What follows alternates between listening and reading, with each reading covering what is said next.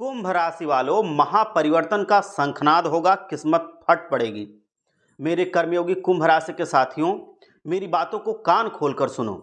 आज कोई साधारण दिन नहीं है। आज मैं आपको सिर्फ राशिफल नहीं सुनाने आया हूं, बल्कि ब्रह्मांड के सबसे बड़े गेम चेंजर, न्याय के देवता शनिदेव के उस ऐतिहासिक गोचर का पर्दाफाश करने आया हूं, जिसका इंतजार शायद आपकी आत्मा पिछले कई जन्मों से कर रही थी।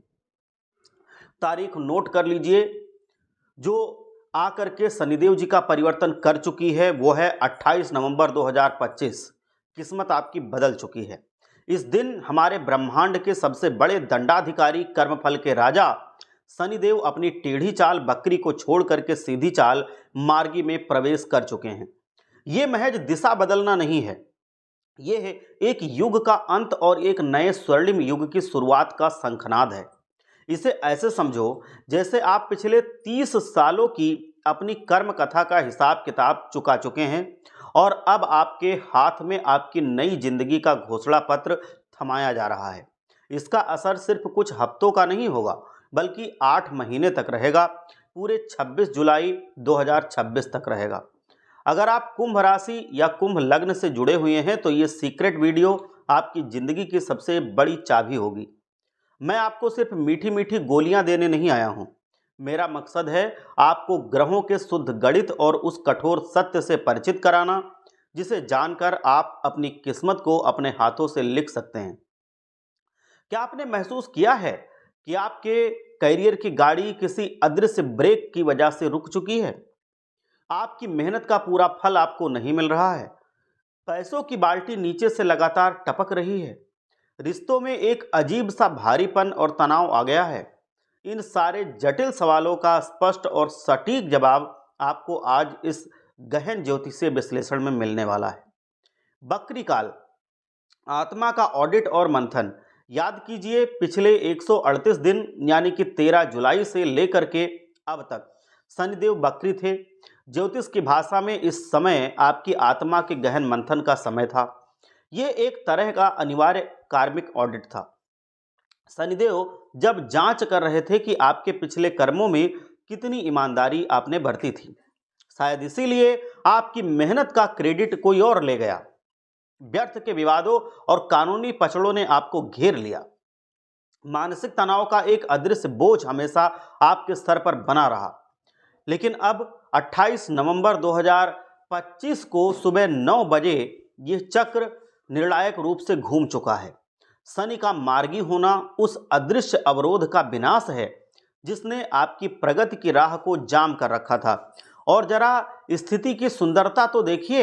एक तरफ शनिदेव आपके जीवन में धन, रुतबा, स्थायित्व और अखंड लक्ष्मी के योग लेकर के आ रहे हैं। वहीं दूसरी तरफ देवगुरु बृहस्पति इस समय आपके छठे भाव, जो रोग, शत्रु, ऋण में होता है, उसमें विराजमान है। छठा भाव लड़ाई झगड़े, रोग और विरोधियों का होता है। जब वहां गुरु जैसा परम शुभ ग्रह बैठता है तो वो आपके लिए सुरक्षा कवच बन जाता है। ये आपको हर तरह के कानूनी मामलों से बचाएगा। ये आपके भीतर बीमारियों से लड़ने की एक मजबूत इम्यूनिटी पैदा कर देगा। आपके शत्रु खुद ब खुद शांत हो जाएंगे। वो आपको पूरी तरह से अब आपके समक्ष दंडवत प्रणाम करेंगे। आपके शत्रु अब शत्रु नहीं रह जाएंगे, वो आपके दास बन जाएंगे। यानी कि यह आपके लिए एक अभूतपूर्व विनिंग पोजीशन है। ये वो समय है जिसे मैं एक पंक्ति में पुनर्जन्म, उदय और सच्चे आत्मज्ञान का काल कह सकता हूं। धन योग की बात करें तो अब बाल्टी टपकेगी नहीं, पूरी भर जाएगी धन से। सबसे पहले बात उस विषय की करते हैं जो आज के दौर की बहुत बड़ी जरूरत बन चुकी है, आपका पैसा और आपकी आर्थिक स्थिति। कुंभ राशि वालों, पिछले कुछ समय से आपकी आर्थिक स्थिति सही नहीं थी। आपकी बाल्टी भर ही नहीं रही थी। एक एक बूंद पैसा आ रहा था और नीचे छेद भी था। पैसा वो रुक नहीं रहा था, जा रहा था। लेकिन 28 नवंबर से जब शनि की सीधी चाल शुरू हो चुकी है आपके दूसरे भाव धन, संचित पूंजी में, तो फिर ये पूरी कहानी को बदल देगा। पहला चमत्कार क्या होगा? शनि देव जी न्याय के देवता हैं। अगर आपने किसी को बड़ा पैसा उधार दिया था और वो आपको बार बार टाल रहा था, या आपका कोई बड़ा पेमेंट क्लाइंट के पास अटका हुआ था, तो ध्यान से सुनिए, इस अवधि में उसके आपके पास आने के प्रबल योग बन रहे हैं। वो पैसा जिससे आप लगभग डूबा हुआ मान चुके थे, वो अचानक आपके पास आ जाएगा। दूसरा चमत्कार ये होगा अस्थाई धन। यदि आपको लॉटरी वाला पैसा नहीं देते शनिदेव जी महाराज, तो वो आपको अस्थाई धन देंगे। आपको कुछ ऐसा काम दे देंगे, कुछ ऐसा व्यापार दे देंगे जिससे आप दिन रात हमेशा जीवन भर पैसा कमाएंगे। इस दौरान आप जो भी कमाएंगे वो आपकी कड़ी पक्की मेहनत का फल होगा। ये धीरे धीरे बढ़ेगा, लेकिन आपकी आर्थिक नींव को बहुत ही मजबूत कर देगा। आपके बैंक बैलेंस की जो नींव हिल गई थी, वो अब पक्की हो जाएगी। सबसे बड़ी बात, आप स्वयं महसूस करेंगे कि फिजूल खर्ची पर एक स्वतः रोक लग गई है। आपके भीतर एक जबरदस्त वित्तीय नुकसान अब नहीं हो रहा है। वित्तीय अनुशासन आपके जीवन में बन चुका है। 20 जनवरी 2026 की बात करते हैं, वहां पर बहुत ही बड़ा और असली चमत्कार होगा। पैसों के मामले में एक सुपर पावर तारीख नोट कर लो, वो है 20 जनवरी 2026। इस दिन शनिदेव जी महाराज अपने ही नक्षत्र उत्तरा भाद्रपद में प्रवेश करेंगे, जिससे उनकी शक्ति चरम पर पहुंच जाएगी। 20 जनवरी के बाद आय के नए और मजबूत स्रोत खुल जाएंगे। यह एक शक्तिशाली धन योग और अखंड राजयोग बनाएगा। अगर आप व्यापार में हैं तो यह अपने बिजनेस को आप खूब बड़ा कर सकते हैं। लेकिन एक चेतावनी भी शनिदेव जी महाराज दे रहे हैं। चूंकि शनिदेव जी महाराज दूसरे भाव में हैं, वो ईमानदारी और स्वच्छ व्यवहार की अपेक्षा करते हैं। अगर आपने कोई भी गलत रास्ता अपना लिया कमाने का और गलत रास्ते से कमाने की कोशिश की, तो शनिदेव जी उसे पल भर में छीन लेंगे। ये बात ध्यान रखना। रास्ता सीधा होना चाहिए और नीयत साफ होनी चाहिए, तो परिणाम इतने बेहतर मिलेंगे जितना आप सोच भी नहीं रहे हैं। इतना बेहतर परिणाम आपको मिलेगा। तो इसलिए आप अपना रास्ता सही रखें, परिणाम शनिदेव जी महाराज देंगे। आपका दबदबा वापस आएगा। धन के बाद दूसरा भाव आपकी वाणी और परिवार को नियंत्रित करता है। वक्री काल में आपने महसूस किया होगा कि आपकी वाणी में एक कड़वाहट या रूखापन आ गया था। छोटी छोटी बातों पर घर में तनाव और झगड़ा होता था। जैसे ही शनिदेव जी मार्गी होंगे, आपकी वाणी में एक वजन और दबदबा आ जाएगा। अब जब आप बोलेंगे तो लोग आपको अनदेखा नहीं कर पाएंगे, वो सुनेंगे आपको, आपकी बात मानेंगे। आपकी सलाह को गंभीरता से लिया जाएगा। यह बदलाव उन लोगों के लिए वरदान है जो वकालत, परामर्श, शिक्षण या किसी भी ऐसे पेशे में हैं जो बोल करके अपना प्रभाव डालते हैं। पारिवारिक मोर्चे पर अगर हम बात करें तो वह रिश्तेदार या दोस्त जिन्होंने बुरे वक्त में साथ आपका छोड़ दिया था, उन्हें जब अपनी गलती का एहसास होगा तो वो खुद ब खुद आपके पास आकर के आपसे माफ़ी मांगेंगे। परिवार में आपको वो खोया हुआ सम्मान वापस मिलेगा। घर का माहौल अब शांत और सुरक्षित महसूस होगा। शनिदेव जी ने बकरी काल में आपको एक गिफ्ट भी दिया है। उन्होंने आपको ये दिखा दिया है कि कौन आपका अपना है और कौन पराया है। आपका सोशल सर्कल भले ही छोटा हो गया हो, लेकिन जो लोग अब आपके साथ बचे हैं वह सच्चे हैं। और इसी साफ सुथरे सर्कल के साथ आपको आगे बढ़ना होगा। माताओं बहनों के लिए बहुत ही गोल्डन पीरियड शुरू हो रहा है। अब मैं विशेष रूप से हमारे घर की नींव, हमारी माताओं बहनों के लिए कुछ बातें बताना चाहता हूं। शनिदेव के इस गोचर का सबसे गहरा असर आप पर पड़ेगा, माताओं बहनों पर, क्योंकि दूसरे भाव कुटुंब और संचित धन का जो भाव होता है, उसकी चाबी माताओं बहनों के हाथ में होती है। जुलाई से नवंबर के बीच जो घर का बजट बिगड़ चुका था और आपकी जो बचत किसी बीमारी या अचानक के खर्च में बह गई थी, वो अब रुकने लगेगी। 28 नवंबर के बाद आपकी वो बरकत वापस आ चुकी है। शनि देव जी संचित धन के कारक हैं। आप घर के खर्चों में से जो पैसा बचाएंगी वो अब बचेगा और बढ़ता रहेगा। वक्री शनि के दौरान आपको लगा होगा कि इतना करने पर भी कोई क्रेडिट आपको नहीं दे रहा है, लेकिन अब समय बदल चुका है। शनि जी के मार्गी होते ही परिवार में आपकी आवाज़ सुनी जाएगी, चाहे वो बच्चों की पढ़ाई हो या फिर घर का कोई बड़ा फैसला हो। ससुराल पक्ष की बात करें, जो 8वां भाव होता है, तो उसके साथ भी अगर कोई अनबन पहले से चल रही थी तो शनिदेव जी महाराज की 7वीं दृष्टि उस तनाव को कम करेगी और रिश्तों में एक परिपक्वता आएगी। अगर आप घर में रेनोवेशन, पेंटिंग या फर्नीचर बदलने की सोच रहे थे तो ये 7 महीने का समय इसके लिए बहुत ही बेहतरीन है। एक छोटी सी मेरी सलाह है, काम के चक्कर में अपने पैरों और कमर को नज़रअंदाज कभी मत कीजिए। सुबह थोड़ा समय निकाल करके व्यायाम थोड़ा कीजिए थोड़ा वॉक कीजिए, थोड़ा दौड़िए।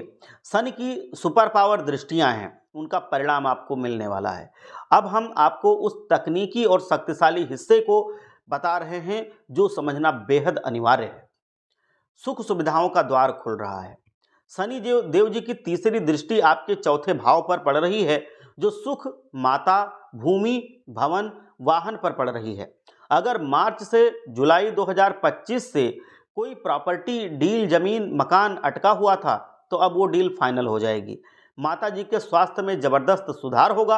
आपके घर की सुख सुविधाओं में इजाफा होगा। नया वाहन या घर का नवीनीकरण हो सकता है। सातवीं दृष्टि की बात करें तो मानसिक शांति और रुकावटों का विनाश होगा। शनि की सातवीं दृष्टि आपके आठवें भाव पर, जो रुकावट, मानसिक भारीपन और डिप्रेशन का भाव होता है, उस पर पड़ रही है। ये सबसे बड़ी राहत है। पिछले महीने में जो मानसिक भारीपन, एंजाइटी और डिप्रेशन आपने झेला है, शनि की सीधी दृष्टि उसे अब काटेगी। वो अदृश्य डर और असुरक्षा की भावना गायब हो जाएगी। अचानक आने वाले छोटी मोटी रुकावटें अब समाप्त होंगी। 10वीं दृष्टि कर्म का लाभ से महामिलन, और सबसे महत्वपूर्ण शनि की 10वीं दृष्टि आपके 11वें भाव पर, जो लाभ इच्छा पूर्ति की होती है, उस पर पड़ रही है। इसे कहते हैं कर्म का लाभ से महामिलन। तो अब कर्म का लाभ से महामिलन होगा, मतलब जो भी काम आप कर रहे हैं या जो भी काम आपको किया था, उसका बहुत बड़ा लाभ आपको मिलेगा। प्रमोशन की फाइल दबी हुई थी, तो अब आगे बढ़ेगी। अगर आप नई ब्रांच खोलना चाहते हैं, नई दुकान खोलना चाहते हैं, तो वो सफल होगा। आप स्टार्टअप करना चाहते हैं, वो पूरी तरह से अनुकूल है। 11वां भाव इच्छा पूर्ति का है। आपकी कोई एक बहुत पुरानी दबी हुई इच्छा इस साल पूरी हो सकती है। बड़ी चेतावनी आ रही है। आलस है आपका सबसे बड़ा दुश्मन, तो उसको त्यागना पड़ेगा। आपने देखा होगा कि जब भी आप आलस करते हो तो आपका जीवन थोड़ा दबता चला जाता है। ये सुपर पावर वाला फल हर कुंभ राशि वाले को तभी मिलेगा जब आपकी जन्म कुंडली में शनि की स्थिति अनुकूल हो और आलस आप ना करें। अगर आपके जन्म के शनि छठे, 8वें या 12वें भाव में बैठे हैं या नीच राशि मेष में है, तो आपको संघर्ष थोड़ा और करना पड़ेगा। लेकिन अगर ऐसा नहीं है तो बहुत बहुत बधाई हो, आप राजयोग की कतार में खड़े हैं। इस समय की सबसे बड़ी चेतावनी सिर्फ एक ही है, आलस्य। शनि देव को आलस्य से सख्त नफरत है। अगर आप अपना काम टालेंगे या कल पर छोड़ेंगे, अगर आप रजाई में घुसे रहेंगे, नहीं निकलेंगे, तो आप मौका गंवा देंगे। आपको सक्रिय, कर्मठ और लक्ष्य उन्मुख रहना होगा। ये समय बैठने का नहीं है, दौड़ने का है। स्वास्थ्य के मोर्चे पर घुटनों और हड्डियों का खास ख्याल रखिए। सुबह की सैर, जिसको हम मॉर्निंग वॉक कहते हैं, यह आपके लिए अनिवार्य है। शनि धीमी पर नियमित चाल पसंद करते हैं। 7.5 का राजयोग में बदलने से बहुत ज़्यादा लाभ आपको होगा, और 7.5 को राजयोग में बदलने के कुछ अचूक उपाय हैं, वो मैं आपको बता रहा हूँ। 7.5 के इस प्रभाव को पूरी तरह से सकारात्मक और लाभकारी बनाने के लिए कुछ महत्वपूर्ण सकारात्मक उपाय हैं, ये आप जरूर करें। पहला है शनिदेव जी का जीवंत उपाय। शनिदेव मंदिर की मूर्ति से ज़्यादा मजबूत और मेहनतकश लोगों में बसते हैं। सफाई कर्मचारी, ड्राइवर या सड़क पर काम करने वाले किसी भी मजदूर की आप मदद कीजिए। इन्हें कुछ खाने को दीजिए। इससे शनिदेव जी महाराज सबसे ज़्यादा पसंद होते हैं। और सबसे ज़रूरी बात, इनसे तमीज़ और सम्मान से हमेशा बात कीजिए। कभी भी अपमान मत कीजिए, कभी भी चिल्लाइए मत। याद रखिए, ये उपाय किसी भी हवन या जप से ज़्यादा ताकतवर है और इसका फल आपको शीघ्र, अतिशीघ्र मिलता है। यह आप करके देख लीजिएगा। दूसरा उपाय है दीपदान। हर शनिवार या शाम को सूर्यास्त के बाद पीपल के पेड़ के नीचे सरसों के तेल का एक दीपक जरूर जलाइए। ये आपके पितरों और शनिदेव दोनों का आशीर्वाद आपको दिला देगा। ये आपके अंधेरे कर्मों को प्रकाश में बदल देगा। तीसरा है संकट मोचन की शरण। 7.5 के दौरान हनुमान जी की शरण सबसे ज़्यादा सुरक्षित जगह होती है। रोज या कम से कम मंगलवार और शनिवार को हनुमान चालीसा का पाठ आप अवश्य कीजिए। चलते फिरते मन ही मन एक शक्तिशाली मंत्र मैं दे रहा हूँ, उसका जाप किया कीजिए। ये मंत्र है ओम शम शनिश्चराय नमः का। ये आप जाप किया कीजिए। इसीलिए मैं कह रहा हूँ कि 28 नवंबर 2025 जो बीत चुका है, वहाँ से लेकर के जुलाई 2026 तक का समय आपके लिए अंधेरे से उजाले की एक यात्रा है। आपने दबाव बहुत झेला है, आपने परीक्षा पास कर ली है, अब आपके चमकने की बारी है। अपने डर को अपनी ताकत बना लीजिए, अपनी ईमानदारी को अपना हथियार बना लीजिए। शनिदेव ने आपके लिए जीत का रास्ता बिल्कुल साफ कर दिया है। जाओ और अब जा करके अपनी जीत का जश्न मनाओ। इसीलिए मैं कह रहा हूं कि शनिदेव जी का जो आशीर्वाद है ये आपको अब मिल चुका है। जब भी कभी आपको जीवन में ऐसा लगे कि जीवन में सब कुछ दबा दबा सा चल रहा है, मतलब आप कोशिश तो कर रहे हैं लेकिन उसका परिणाम आपको नहीं मिल रहा है, आप मेहनत तो कर रहे हैं लेकिन आपको लाभ नहीं मिल रहा है, आप सब कुछ कर रहे हैं लेकिन आपके जीवन में खुशहाली नहीं आ रही है, आप मेहनत पे मेहनत किए जा रहे हैं, तो उसका एक कारण ये हो सकता है कि आपके घर में कुछ नकारात्मक शक्तियां अपना प्रवेश जमा करके बैठ गई हों। तो जब भी कभी मेहनत के बावजूद भी आप ईमानदारी से काम कर रहे हैं, पूरी कोशिश कर रहे हैं, लेकिन फिर भी जीवन में बरकत नहीं हो रही है, तो ये समझ लेना कि जीवन में आपके नकारात्मक शक्तियां प्रवेश कर चुकी हैं। तो उनको हमें घर से बाहर भगाना होता है, घर का शुद्धिकरण करना होता है। उसके लिए आप क्या करते हैं? घर के शुद्धिकरण के लिए एक काम आपको करना है कि किसी दीपक में या किसी कटोरी में, किसी पात्र में लौंग लेना है, कपूर लेना है और आपको लेना है इलायची, हरी वाली। इनको जला करके इनका जो धुआं होता है वो पूरे घर में आपको कोने कोने तक फैला देना है और इसकी जो राख बचती है उसको अपने दरवाजे के ऊपर ऐसे चक्र बना देना है, लगा देना है। तो इससे नकारात्मक शक्तियां जो घर की होती हैं वो बाहर चली जाती हैं। दूसरी बात आपको क्या करना है कि गंगा जल आपको ले करके घर के कोने कोने में छिड़कना है और ये करने के बाद आपको अपने घर में जब पोछा लगता है तो थोड़ा सा नमक उसमें डाल करके पोछा लगाना है।